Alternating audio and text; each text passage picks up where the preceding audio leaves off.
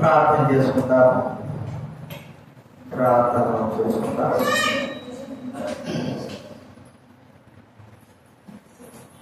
ప్రేమగల తండ్రి, నిన్న నేడు ఏకరీతిగా మా దేవ సర్వాధికారి సూచిస్తూ మైండ్స్తూ గడపరుస్తా ఉన్నాం. ఈ యొక్క ఉదయకాల సమయంలో మేము తండ్రి మరి మీ సన్నిధిలో కోరుకుని ఆరాధించడానికే వచ్చినట్టు మమ్మల్ని జ్ఞాపకం చేసుకునేవా మీ దేవుని సన్నిధి కనబడడానికి సిద్ధపడండి సాగించిన మాట బట్టి స్తోత్రాలు చెల్లిస్తా. మేము సిద్ధపడగలిగి ఉండడా కనిపించి మిమ్మల్ని ఆరాధించి కనపరచడం సహాయం చేయండి. ఇంకా తీసుకురండి పిల్లలంతా కూడా విశ్వాసించండి. కృతజ్ఞతలు చెల్లిస్తాం. మహిమ ఘనత ప్రభావం వాతావరణాన్ని స్వాధీనం చేసి వెంటవేయి తగ్గించవలసిన వచ్చేస్తాం. యేసు ప్రభువు నామమున ప్రార్థించని గడుచున్నాము తండ్రి. పిల్లల్ని మీరు జాగ్రత్త ఉంచాలి. దైవ గ్రంథంలో నుండి ఆరాధన వరకే మనం ప్రవేశించకూడదు. కీర్తన గ్రంథంలో 99వ కీర్తన మనం చదువుతున్నాము. 3వ వచనం 5వ వచనం మనం కలిసి చదువుకుందా. 99వ అధ్యాయం కీర్తన గ్రంథం 99వ అధ్యాయము 3వ వచనం 5వ వచనం అందరం చదువుకుందా. పిల్లలు ఎవరు బయట లోపలికి ఫ్రెంట్లో కూర్చోండి. 99 3 3వ వచనం 5వ వచనం అందరం చదువుకుందా. దైవగ్రంథం వారు తీయండి. చదువు వచ్చిన వారు ఖచ్చితంగా చదవండి. భయంకరమైన ఈ గొప్ప నామమును వారు స్తుతించారు. యెహోవా పరిశుద్ధుడు, మందేడని యెహోవాను కనపరచుడైన పాదపీఠమున సాగిపోయి ఆయన పరిశుద్ధుడు. అలాగే కీర్తన 76వ అధ్యాయం 76వ అధ్యాయం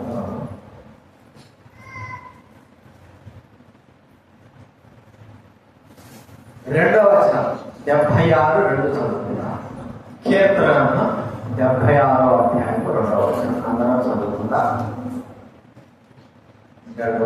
చదవాలి. కీర్తన 76వ వచనం అధ్యాయం 2వ వచనం.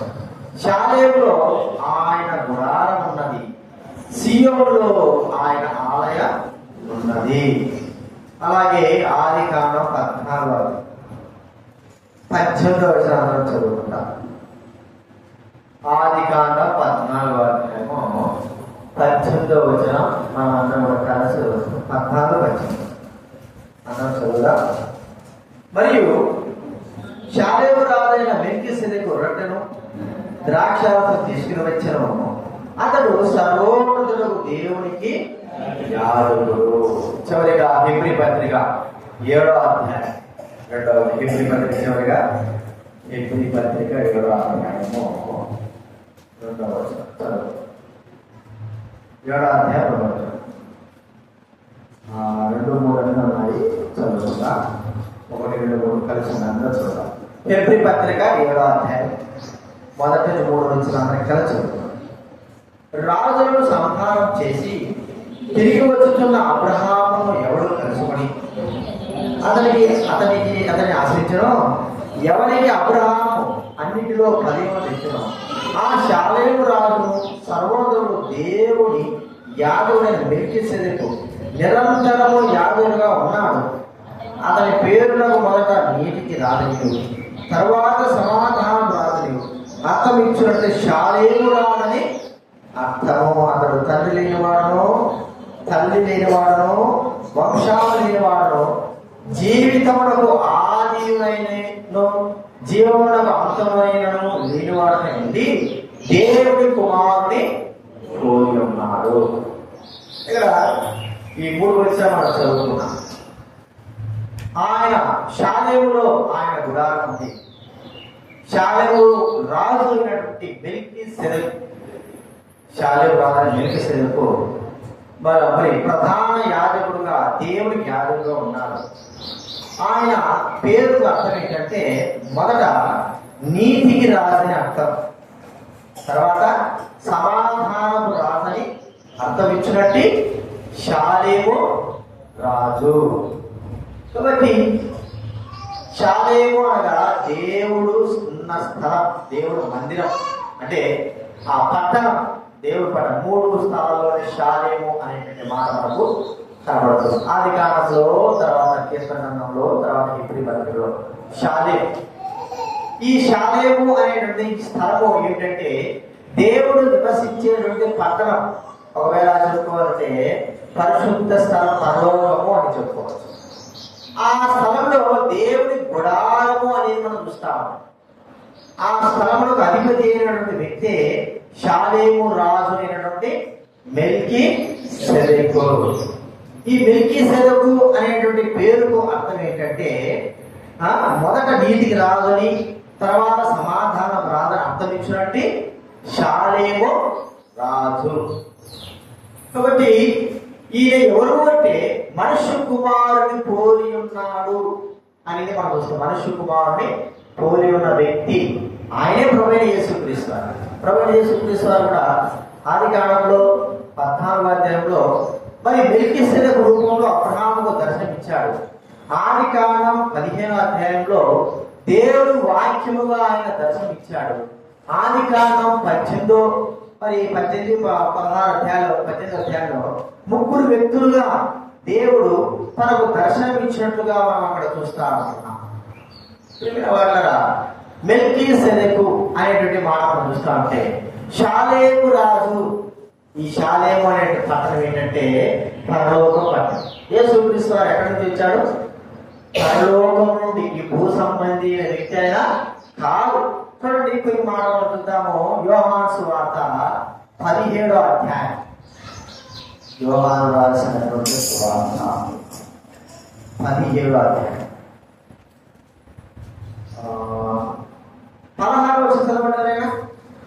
17:16.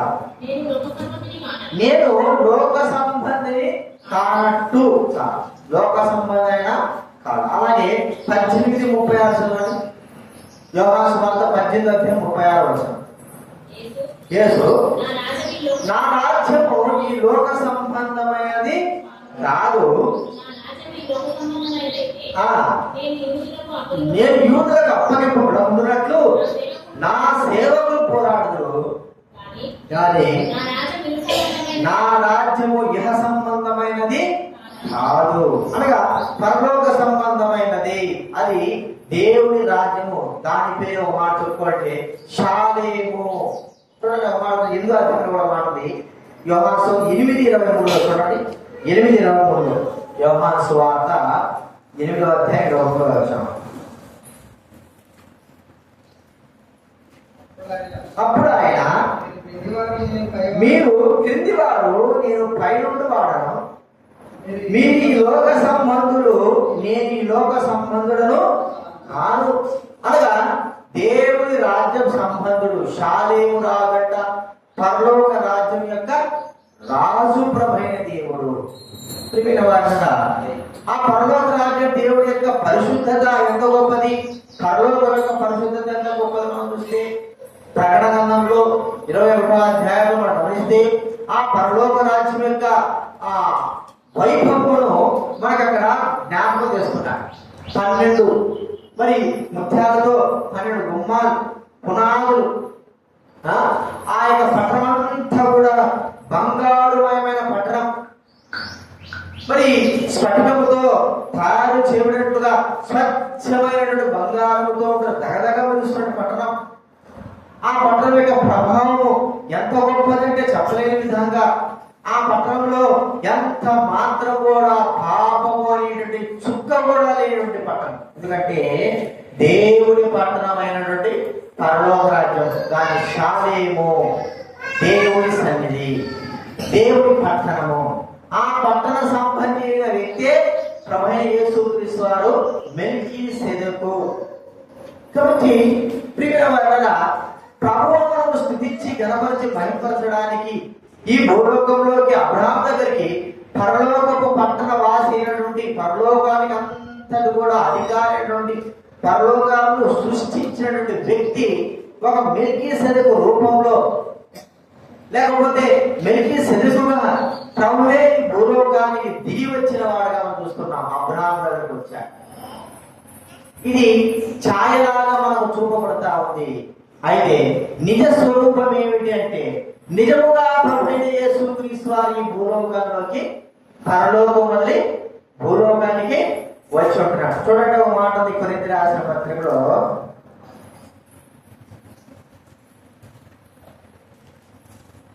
8వ అధ్యాయం 2వ కొరింథీ 8వ అధ్యాయం 9వ వచనం చదవండి. 2వ కొరింథీ రాసిన పత్రిక 8వ అధ్యాయం 9వ వచనం చదవండి. మీరు మన ప్రభువైన యేసుక్రీస్తు కృపను ఎరుగుదురా, ఆయన ధనవంతుడైంది, మీరు తన దారిద్ర్యం వల్ల ధనవంతులు కావాలని మీ నిమిత్తము దరిద్రుడు అయినాడు. పరలోకంలో ఉన్నటువంటి ఆ ప్రభు భూమి విడిచి ఈ భూలోకానికి ఏమన్నాడు? వాక్యము సంపూర్ణమైంది. ఆయన మరి పాపుల కొరకు ఈ భూలోకానికి వచ్చి ఉంటున్నాడు కదండి. పాపుల కొరకు కదా. 1 తిమోతి రాసిన పత్రికలో 1 తిమోతి రాసిన పత్రిక 1వ అధ్యాయం 15వ వచనం చదవండి. 1 తిమోతి రాసిన పత్రిక 1వ అధ్యాయం. పాపులను రక్షించుటకు క్రీస్తు యేసు లోకమునకు వచ్చిన వాక్యము. క్రీస్తు యేసు ఎక్కడికి వచ్చాడండి? లోకానికి వచ్చి పాపులను రక్షించడానికి క్రీస్తు యేసు లోకానికి వచ్చి, ఈ లోకానికి వచ్చాడు. అక్కడ మనం చూస్తే అబ్రహామును ఎదుర్కోవడానికి కొరకై మరి మెల్కీసెదెకు రూపంలో మరి అబ్రహాము ఎదుర్కోవడానికి పరలోకం నుంచి శాలేము రాజుగా ఈ లోకానికి వచ్చినాడు మెల్కీసెదెకు రూపంలో. అది ఛాయ రూపంగా మనం చెప్పబడతా ఉంది. అయితే నిజ స్వరూపం ఏమిటంటే, పరలోకమును వదులుకొని పాపుల కొరకైన ప్రభువైన యేసుక్రీస్తు వారు ఈ లోకంలోకి శాలేము రాజుగా, ఒక మాట చెప్పుకోవాలంటే యూదుల రాజు కదండి, యూదుల రాజు. చూడండి మత్తయి సువార్త 2వ అధ్యాయం. మత్తయి సువార్త 2వ అధ్యాయం మొదటి వచనం చదవంటారు. మొదటి 2 వచనాలు.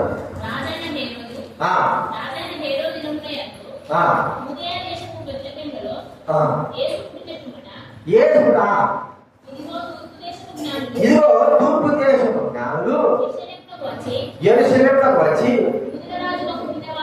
యూదుల రాజుగా పుట్టినవాడు ఎక్కడున్నాడు? యూదుల రాజు. ప్రియమైన మెల్కీసెదెకు శాలేము రాజుగా పరలోకములో దిగి వస్తే, ప్రభువైన యేసుక్రీస్తు వారు యూదుల రాజుగా ఈ లోకంలోకి ఆయన అరుదించిన వాడిగా చూస్తా ఉంటున్నాం. మెల్కీసెదెకు శాలేము రాజుగా ఈ లోకంలో వచ్చి ఏం చేశాడు చెప్పండి? అబ్రహాంకి ద్రాక్షారసము రొట్టె అంతేనా? అదేనా చెప్పండి. ఆ మాట అంటారా? ఏమంటాడు? ఆదికాండం 14వ అధ్యాయం. ఆదికాండం 14వ అధ్యాయం 18వ వచనం చూడండి, కరెక్ట్ గా ఉంది. ఆదికాండం 14:18. మరియు షాలేము రాజైన మెల్కీసెదెకు రొట్టెను ద్రాక్షారసమును తీసుకొని వచ్చాడు. రొట్టెను ద్రాక్షారసం ఏం చేశాడు? ఆయన ఈ లోకంలో తీసుకొచ్చాడు. ఛాయ రూపంగా తీసుకొచ్చాడు. నిజ స్వరూపంగా యేసు ప్రభు ఏం చేశాడని చెప్పండి? తన శరీరమును రొట్టెగా మార్చినాడు, తన రక్తమును ద్రాక్షారసముగా మార్చినాడు. మరి ఆయన శరీరము నలగొట్టబడింది, విరగొట్టబడింది. అది ఛాయారూపకంగా అబ్రహాం దగ్గరికి మెల్కీసెదెకు రొట్టె ద్రాక్షారసం తీసుకొస్తే నిజ స్వరూపంగా ప్రభువైన యేసుక్రీస్తు వారు ఇక్కడ ఏం నిర్మించాడంటే మన కొరకై తన శరీరాన్ని ఒక రొట్టెగా విరవబడుతూ వచ్చాడు. తన రక్తంలో ద్రాక్షారసంగా మనకు అందిస్తూ వచ్చాడు. అంటారా? ఆయన ఇది నా శరీరము అనేకుల కొరకు చిందింపబడుచున్న నిబంధన రక్తము, ఇది నా శరీరము అనేకుల కొరకు మరి పొడవబడి చంపబడుతున్నటువంటి విరవబడుతున్న నా శరీరమని ప్రభువైన యేసుక్రీస్తు వారు చెప్పి ఉంటున్నాడు. పరలోకం నుండి వచ్చినటువంటి ఆ మెల్కీసెదెకు పరలోకం షాలేము రాజైన గొప్ప దేవుడు భూలోకంలో అబ్రహాము ఛాయారూపకంగా కనబడి మరి యేసుక్రీస్తు రూపంలో నిజ స్వరూపము దాచి పరలోకం నుండే వచ్చి పాపుల కొరకే వచ్చి తన శరీరంలో బలిగా అర్పణగా అర్పించి తన రక్తమంతటి కూడా మన కొరకై కాల్చివేశాడు. ఇది పరలోకం నుండి వచ్చినటువంటి షాలేము రాజైనటువంటి ప్రభువును గురించి మనం ప్రభువును స్తుతించి ఘనపరచవలసిన వారంగా ఉన్నారు.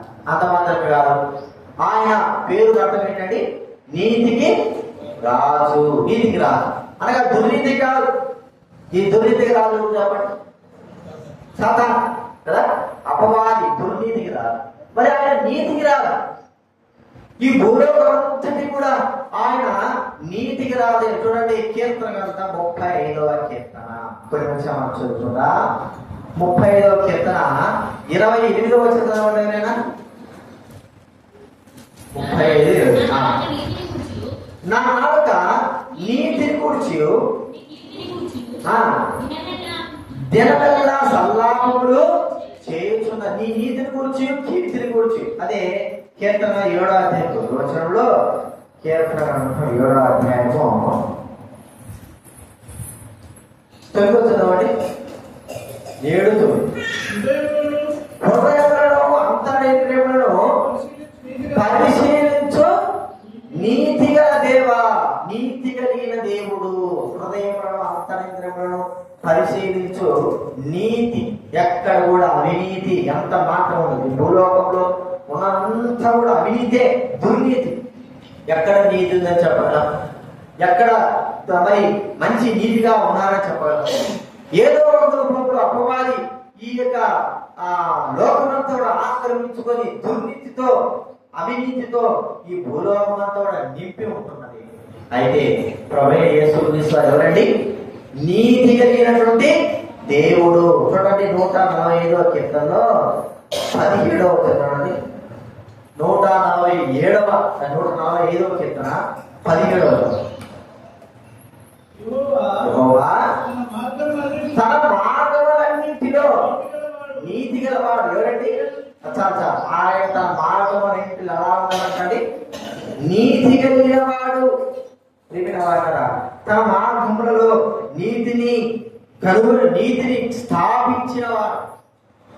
ఒక దినాన వస్తుంది ఈ భూలోకంలో ప్రభు, నీతి కలిగినటువంటి న్యాయాధిపతి అయిన ప్రభు ఈ భూలోకంలో నీతిని స్థాపిస్తాడు. ఆయన నలుగుడు. మరి ఆయన నీతిని స్థాపించేటువంటి వ్యక్తిగా మనం చూస్తా ఉన్నాం. అందుకే ఈ లోకానికి నీతి స్థాపన పరమైనటువంటి వ్యక్తిగా ఆ ప్రభువైన యేసుక్రీస్తు వారు కూర్చుంటారు. నీతి కలిగిన వారు. ఒకవేళ నీతి లేకపోతే ఈ భూమంతా కూడా, ప్రపంచమంతా కూడా నాశనం చేయబడే యేసుక్రీస్తు వారు షాలేము రాజుగా ఈ లోకంలోకి అర్థముగా నీతి కలిగిన వాడుగా, నీతి అని కలిగిన వాడని అర్థం ఇచ్చేటువంటి వ్యక్తిగా ఆయన మెల్కీసెదెకు రూపంలో వచ్చాడు. మరి యేసుక్రీస్తు వారు ఆయన సత్యమును గురించి చెప్పడానికి లోకానికి వచ్చినటువంటి సత్య సంబంధి, సత్యమైన వ్యక్తి. చూడండి, యోహాను సువార్తలో మనకు చెప్పబడిన మాట. యోహాను సువార్త 18:35. యోహాను సువార్త 18:35 చదవండి. అందుకు పిలాతు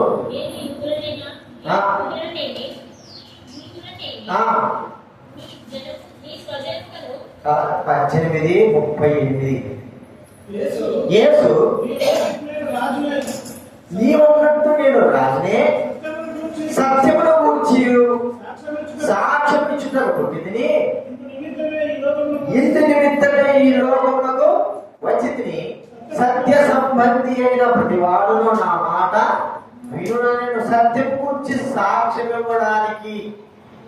అసలు యేసు ప్రభువే ఎవరండి? నీ వాక్యమే సత్యము. నా అంత మాత్రమే కాదు. ఎవరాడు? యోహాను 1వ అధ్యాయంలో 17 చూడండి. యోహాను 1:17 చూడండి. ధర్మశాస్త్రము మోసే ద్వారా అనుగ్రహింపబడెను, కృపయు సత్యమును యేసు క్రీస్తు ద్వారా కలిగి. ధర్మశాస్త్రం ద్వారా అనుగ్రహింపబడిందండి మోసే ద్వారా. అయితే కృపా సత్యము ప్రియమైన వారలారా, మెల్కీసెదెకు నీతి అనేటువంటి పేరు కలిగిన, అర్థం కలిగిన వాడు. అది ఛాయ రూపకంగా ప్రభువైన దేవుడు అక్కడ ఉన్నాడు. అబ్రహాము ప్రత్యక్షమైనాడు. నిజ స్వరూపంగా యేసు క్రీస్తు రూపంలో, మెల్కీసెదెకుగా యేసు క్రీస్తు రూపంలో ఈ లోకానికి సత్య సంబంధిగా, నీతిమంతుడుగా, నీతి కలిగిన వాడుగా ఈ లోకంలోకి అందించినాడు. ఇది అంటే ఆయన పరిశుద్ధతలో ఉన్న గొప్పతనం. అలాంటి గొప్ప దేవుడైనటువంటి ప్రభువు మనం స్తుతించి గణపరచవలసిన వారంగా ఉన్న ప్రభువా, నీతి కలిగిన వాడవు, సత్యం కలిగిన వాడవు. లోకమంతా కూడా మనకు ఆలోచిస్తే యేసు కాలంలో మొదలుకొని యేసు కాలంలోనే చూద్దాం. లోకమంతా కూడా ఏముంది? దొరికితే యేసు ప్రభు దగ్గర మాత్రమే ఉంది నీతి, సత్యం చూస్తున్నాం. ఆ దినాల్లో ఏం చెప్పబడింది? ఆది కాలంలో భూలోకమంతా కూడా చెడిపోయింది, ఒక్కడు మాత్రమే నీతిమంతుడు, ఒకడే ఒకడు. ఆయన ఎవరు? ఎవరండి? నోవాహును గురించి చెప్పినాడు, ఇక నువ్వు ఒక్కడవే నీతిమంతుడుగా ఉన్నావు అన్నాడు. మరి లోకమంతా కూడా చెడిపోయి దుర్నీతితో, అక్రమముతో, మరి మోసముతో ఉంటే లోకమంతట్లో ఉంటే యేసు ప్రభువు ఒక్కడే పరిశుద్ధుడుగా, నీతిమంతుడుగా, సత్యవంతుడుగా జన్మించినాడని మనం చూసుకుంటున్నాం. అక్కడ ఛాయ రూపకంగా, మెల్కీసెదెకుగా, నీతికి రాజుగా ఆయన ప్రత్యక్షమైనాడు. ఇక్కడ నిజ స్వరూపంగా ప్రభువైన యేసు క్రీస్తు రూపంలో మరి ఆయన నీతిమంతుడుగా, నీతి కలిగిన వాడుగా, సత్యమైన వాడుగా యేసు క్రీస్తు ప్రత్యక్షమై ఉంటున్నాడు. కాబట్టి ఆయన పరిశుద్ధతను బట్టి మనము, ఒకవేళ నీతి లేకపోతే, దుర్నీతి లోకంలో ఉంటే, మరి ఆయన నీతిని బట్టి మనల్ని నీతిమంతులుగా చేస్తున్నాడు. ప్రియమైన వారలారా, ఆయన సత్యాన్ని బట్టి మన సత్యవంతులుగా చేస్తున్నాడు, మన పవిత్రులుగా చేస్తున్నాడు. లేకపోతే ఈ భూలోకంలో అనీతిమంతులుగా, అసత్యవాదులుగా జీవిస్తూ ఉండేవారే. యేసు క్రీస్తు వారు రావడము, మనల్ని నీతిమంతులుగా చేయడము, నీతి కలిగిన వారుగా చేయడము, సత్య సంబంధులుగా చేయడము ఆ ప్రభువైన దేవుడు మనకు అనుగ్రహించిన గొప్ప బాధ్యత. అందును బట్టి ప్రభుత్వం మనము స్తుతించాలి. అంత మాత్రమే కాదు, ఇంకో మనం చూస్తే ఏమని చెప్పబడింది? ఆయన నీతి ప్రార్థనయు, తర్వాత సమాధానపు రాజుని అర్థం. సమాధాన దేవుడికి ప్రభువైన యేసు క్రీస్తు అక్కడ మెల్కీసెదెకుకు సమాధానపు రాజును అర్థమిస్తే, మరి యేసు క్రీస్తు వారు పుట్టకముందు చెప్పబడిన మాట ఏంటి? యెషయా గ్రంథం 9వ అధ్యాయం. యెషయా గ్రంథము 9వ అధ్యాయం 6వ వచనం. యెషయా గ్రంథం 9వ అధ్యాయం 6వ వచనం. 9 ఏలనగా మనకు శిశువు పుట్టెను, మనకు కుమారుడు అనుగ్రహింపబడెను, రాజ్యభారమును ఆలోచనకర్త, నిత్యము తండ్రి సమాధానకర్తకి అధిపతి అని అతనికి పేరు పెట్టు. ఈయనెవరు? ప్రభైన యేసుక్రీస్తు వారు. ఈయన మెల్కీసెదెకు అక్కడ ఛాయ రూపకంగా మనకు కనబడ్డాడు. ఇక్కడ నిజ స్వరూపంగా ప్రభైన యేసుక్రీస్తు వారు సమాధానపు కారకుడుగా, సమాధానమైన వ్యక్తిగా ఈ లోకంలోకి వచ్చాడు. కాబట్టి ఆ ప్రభైన యేసుక్రీస్తు వారి గురించి ఏమి చెప్పబడింది? ఆయన సమాధాన కారకుడై ఉన్నాడు. చూడండి, ఎఫెసీ రాసిన పత్రిక 2వ అధ్యాయం. ఎఫెసీ రాసిన పత్రిక 2వ అధ్యాయంలో 16వ చదువుదామండి. 16. ఆ ద్వేషమును సంహరించి వీరిద్దరిని ఏక శరీరంగా చేసి దేవునితో సమాధాన పరచవలనని ఆయనే మనకు ఏమైనాడండి? సమాధాన కారకుడై ఉన్నాడు. నిజంగానే యేసుక్రీస్తు వారు సమాధాన కారకుడు. సమాధానం, లోకములకు దేవుడితో సమాధానం పరిచినటువంటి వ్యక్తి ప్రభైన యేసుక్రీస్తు వారు. అక్కడ మెల్కీసెదెకు రూపంలో అబ్రహాముకు దర్శనమిచ్చిన ప్రభు, ఛాయ రూపకంగా ఉన్నటువంటి ఆ మెల్కీసెదెకు ప్రభు ఈ లోకంలోకి యేసుక్రీస్తు వారిగా సమాధాన కారకుడుగా, మధ్యవర్తిగా ఈ లోకంలోకి వచ్చి ఉంటున్నాడు. ఈయన పేరు యేసుక్రీస్తు వారి పేరు కూడా అర్థం ఏంటి? సమాధాన. అందుకే 1 తిమోతి రాసిన పత్రిక 2వ అధ్యాయంలో 5వ వచనం చదువుకుందా. 2వ అధ్యాయం 5వ వచనం. 1 తిమోతి 2:5 చదవండి. దేవుడు ఒక్కడే, దేవుడికి నరులకు మధ్యవర్తి ఒక్కడే, ఆయనే క్రీస్తు నరుడు. దేవుడు ఒక్కడే, ఆయనే క్రీస్తు అనేటువంటి నరుడుగా మనం చూస్తా ఉంటున్నాం. దేవుడికి ప్రజలకు మధ్య సమాధాన కారకుడు, సమాధానం పరిచే వ్యక్తి. మెల్కీసెదెకు ఛాయ రూపకంగా అబ్రహాముకు దర్శనమిస్తే ఈ లోకంలోకి నిజ స్వరూపంగా యేసుక్రీస్తు రూపంలో సమాధాన కారకుడుగా యేసుక్రీస్తు వచ్చి ఉంటున్నాడు. ఆయన వచ్చి చేసిన పనేంటి? మనందరి కొరకై, ఈ లోకంలో మనందరి కొరకై దేవుడి సముఖంలో నిలబడి, మరి దేవుడికి మనుషులకు మధ్య నుండి ఆ యొక్క అసమాధానం కొట్టివేసి ఉగ్రతను తప్పించి, ప్రభు యొక్క శిక్ష నుంచి తప్పించి, ఆయనే మన నిమిత్తమై సమాధానకారుడు నా ప్రభువే శిక్షను భరించినాడు, ఆ ఉగ్రతను భరించినాడు, మనకు మధ్య నిలబడ్డాడు, మనల్ని కాపాడాడు. ప్రియమైన వారా, చివరికి మన అందరిని కూడా యేసుక్రీస్తు వారు దేవునితో సమాధానం పరచి ఉంటున్నారు. కాబట్టి ఆయన అంగీకరించి, ప్రభు యేసుక్రీస్తు అంగీకరించే మన అందరం కూడా తండ్రి దేవునితో సమాధాన కారణంగా చేసిన చేపట్ట అంగీకరింపబడిన మనం, అంగీకరించిన మనం. కాబట్టి నీ సమాధానపు రాజు అర్థమించడం మెల్కీసెదెకు. అది ఛాయ రూపకంగా ఆయన అక్కడ ప్రత్యక్షమైనాడు. నిజ స్వరూపంగా యేసుక్రీస్తు రూపంలో ఈ లోకంలోకి వచ్చి ఉంటున్నాడు మెల్కీసెదెకు. చివరిగా మనం చూస్తా ఉంటే ఆయన గురించి మన వాక్యం రాబడింది. చూడండి, హెబ్రీ పత్రిక 7వ అధ్యాయం 3-4 చదవండి. హెబ్రీ పత్రిక 7వ అధ్యాయం 3-4 చివరి లాస్ట్ లైన్ చదవండి. లాస్ట్ 2 లైన్ చదవండి.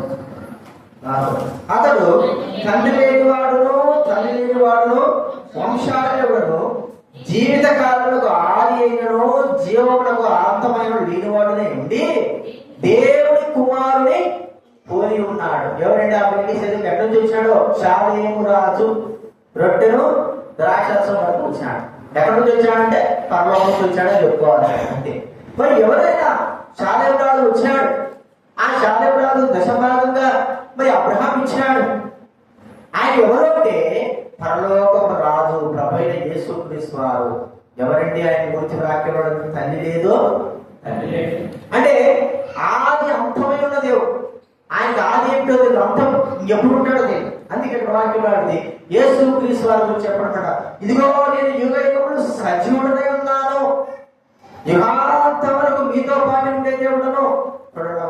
చూస్తే ప్రకటన గ్రంథం 1వ అధ్యాయం, ప్రకటన గ్రంథం 18 వచ్చిన చదవండి. 1:18 నేను మొదటి వాడను వినిపించువాడను మృతుడనైంది కానీ ఇదిగో యుగము సజీవుడనై ఉన్నాను. మరియు యుగ యుగములు ఏమై ఉన్నాడంట ఆయన? సజీవు మృతుడై ఉన్నాడు కానీ యుగ యుగాలు సజీవుడుగా ఉంటున్నాడు. ఇంకా కూడా 8వ వచనం ఒక మాట ఉంది. 8వ వచనం నేనే వర్తమాన భూత భవిష్యత్ కాలంలో ఉండువాడును నేనే ఆల్ఫా ఒమేగా, అంటే ఆది అంతము. కాబట్టి ప్రియమైన వాళ్ళరా చూడండి, ఆ ప్రభువైన దేవుడు ఆది అంతము లేని దేవుడు. అంటే ఎప్పుడున్నవాడో తెలియదు. ఆ మెల్కీసెదెకు తండ్రి లేనివాడు, ఆయన దేవుని కుమారుని పోలి ఉన్నవాడు.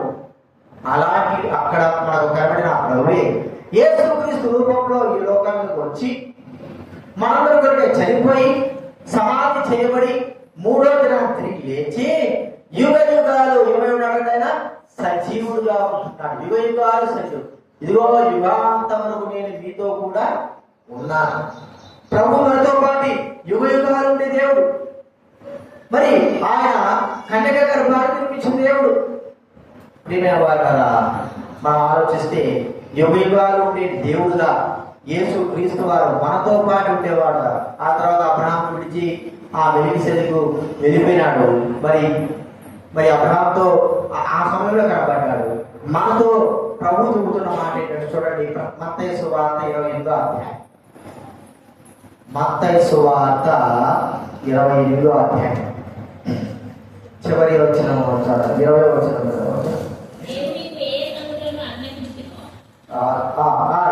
ఆజ్ఞాపించను వాటినంటిని గైకొనమని, ఇదిగో నేను యుగ సమాప్తి వరకు సదాకాలం మీతో కూడా ఉన్న. యుగ సమాప్తి వరకు. తల్లి తండ్రి లేని వాడుగా మెల్కీసెదెకు అక్కడ మనకు కనబడ్డాడు. ఆ ఛాయ రూపంగా అబ్రహాముకు దర్శనమిచ్చినాడు. నిజ స్వరూపకంగా ప్రభువైన యేసుక్రీస్తు రూపంలో తల్లి తండ్రి లేని వాడుగా, అనగా పరలోకపు తండ్రి కలిగిన వ్యక్తిగా, పరలోకం సంబంధించిన వ్యక్తిగా ఈ భూలోకంలో జన్మించి మన పాపాల కొరకే చనిపోయి సమాధి చేయబడి మృత్యుంజయుడై తిరిగి లేచి యుగ యుగాలు సజీవుడుగా ఉండడమే కాకుండా యుగాంతం వరకు, యుగాంతము అంతం, ఆ అంతం వరకు కూడా మనతో పాటు ఉండే దేవుడు అని మనకు ప్రభు ఇక్కడ మనకు సెలవు. కాబట్టి ఇది ఆయన పరిశుద్ధత గొప్పతనం. అందుకే ఆయనను స్తుతించండి, గణపరచండి, మహిమపరచండి అని కీర్తనాకారుడు శ్రమిస్తా ఉంటున్నాడు. ప్రియమైన వాళ్ళారా, మెల్కీసెదెకు రూపంలో ఛాయ రూపంలో అబ్రహాం దగ్గర అక్కడ ప్రత్యక్షమైన ఆ ప్రభువు యేసుక్రీస్తు రూపంలో ఈ భూలోకంలోకి నిజ స్వరూపంగా రావడం చూస్తా ఉంటున్నాం. ఒక శాలేపురాలు పరలోకంలోని భూలోకంలోకి అబ్రహాం దగ్గరికి వచ్చినట్టుగా నిజ స్వరూపంగా ప్రభు యేసుక్రీస్తు పరలోకంలోని వైభవంలోని మన కొరకై ఈ లోకంలోకి వచ్చి ఉంటున్నాడు. ధనవంతుడైన వాడు దరిద్రుడుగా వచ్చి ఉంటున్నాడు. మన కొరకు ప్రాణం అర్పించుంటున్నాడు. మెల్కీసెదెకు అనే పేరుకు అర్థంగా నీతికి రాదైన దేవుడు. అక్కడ ఛాయ రూపంలో మెల్కీసెదెకు రూపంలో నీతి కలిగిన వాడుగా ఉన్నాడు. ఇక్కడ నిజ స్వరూపంలో నీతి కలిగిన వాడుగా, నీతిమంతుడైన దేవుడుగా, నీతి కలిగిన ప్రభువుగా, సత్యం కలిగిన ప్రభువుగా మనం ఇక్కడ యేసుక్రీస్తు వారిని చూస్తుంటున్నాం. మరి మెల్కీసెదెకు సమాధాన రాజు అర్థం ఇచ్చేటువంటి వ్యక్తిగా వస్తున్నాడు ఛాయ రూపంలో. ఇక్కడ నిజ స్వరూపంలో ప్రభు యేసుక్రీస్తు వారు సమాధాన కారకుడుగా, సమాధాన అధిపతిగా, సమాధాన పరిచే వ్యక్తిగా భూలోకంలో మనుషులకు, మానవులకి, దేవుడికి మధ్యగా ఆయన నిలబడినాడు. ఎలా నిలబడినాడు మనం చెప్పగలిగినాము? ఆకాశానికి భూమికి మధ్యన ఆయన వేలాడు. శిలువ పైన ఏం చేశాడు? ఆయన వేలాడు. సమాధాన కారకుడుగా చూసుకుంటారు. చివరిగా తల్లిదండ్రులు లేనివాడుగా ప్రత్యక్షమైనాడు మెల్కీసెదెకు. మరి ఎక్కడి నుంచి వచ్చినాడో తెలియదు. ఆయన తల్లిదండ్రులు మనిషి కుమారుని పోలి ఉన్నాడు. నిజ స్వరూపంగా ఈ భూలోకంలో పరిశుద్ధమైన సంతానంగా కన్యక గర్భాన్ని జన్మించి తండ్రి కుమారుడుగా, ఏకైక కుమారుడుగా, సుపుత్రుడుగా పరలోకంలో వచ్చినటువంటి వ్యక్తిగా మనం చూస్తుంటున్నాం. ఆ ప్రభువైన దేవుడు ఆది అంతము లేని వాడుగా ఉంటున్నాడు. మన కొరకు చనిపోయినాడు, సమాధి చేయబడ్డాడు. తిరిగి 3వ దినాన్ని లేచి చెప్తున్న మాట ఏంటంటే, నేను యుగ యుగాలు సజీవుడనై ఉన్నాను. యుగ యుగాలు ఎప్పటి వరకు అంటే మన యుగాంతం వరకు కూడా ఆయన సజీవుడుగా ఉన్నాడు. ఆ ప్రభువు మనం స్తుతించి గణపరిచి ఆరాధించవలసిన వారంగా ఉంటున్నాం. ఈ విషయాలు జ్ఞాపకం ఆరాధనలో ప్రవేశిద్దాం. మనం పాట పాడుకుని లేచి ఒక పాట పాడు.